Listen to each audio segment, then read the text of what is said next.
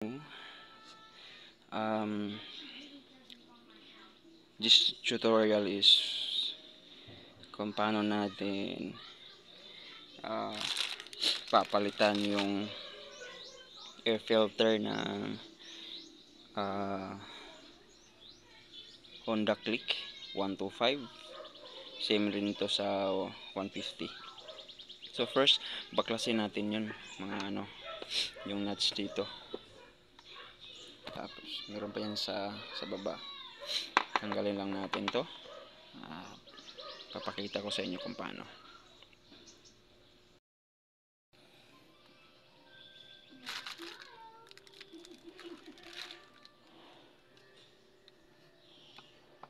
Gamit lang tayo ng screwdriver.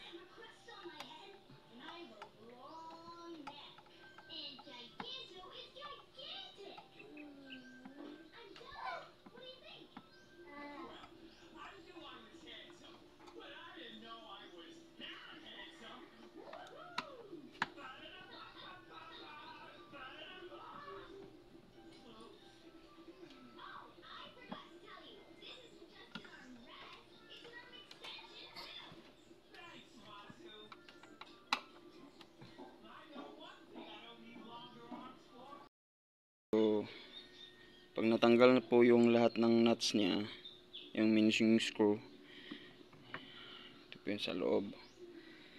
Sige, tingnan mo kung gaano naka dumi.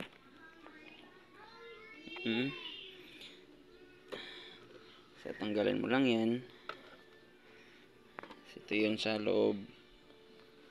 Tsaka ito yun, yung air filter. Tingnan mo.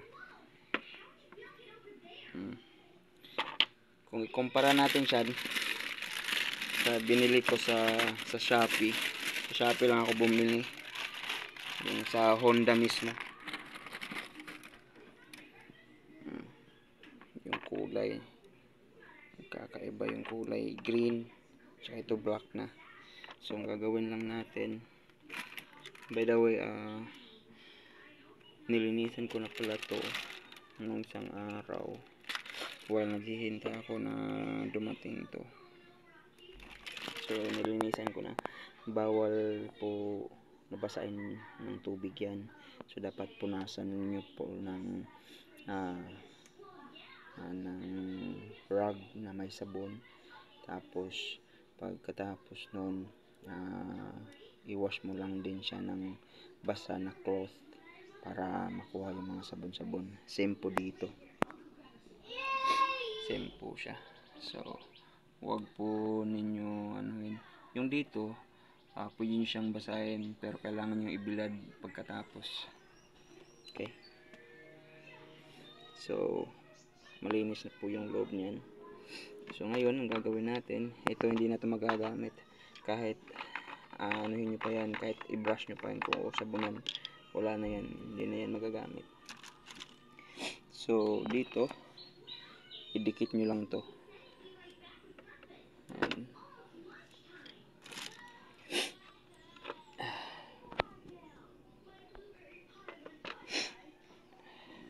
Okay.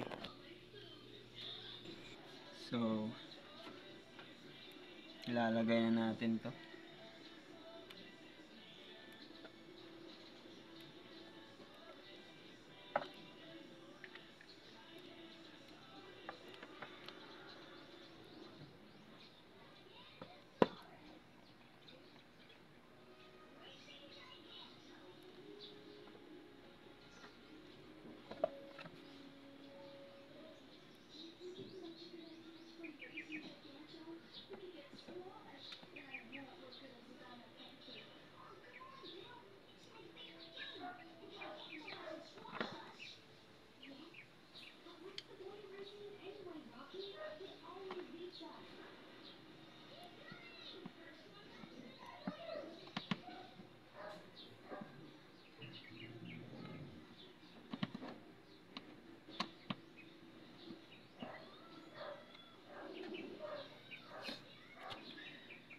make sure nyo na higpitan nyo talaga para pag may mga baha-baha hindi siya mapasukan ng tubig.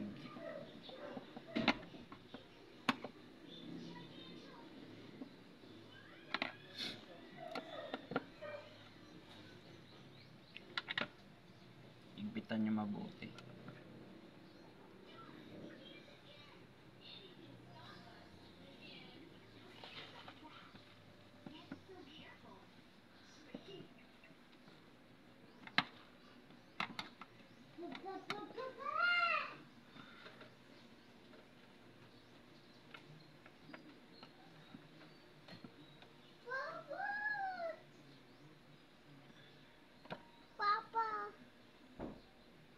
So, ganun lang guys.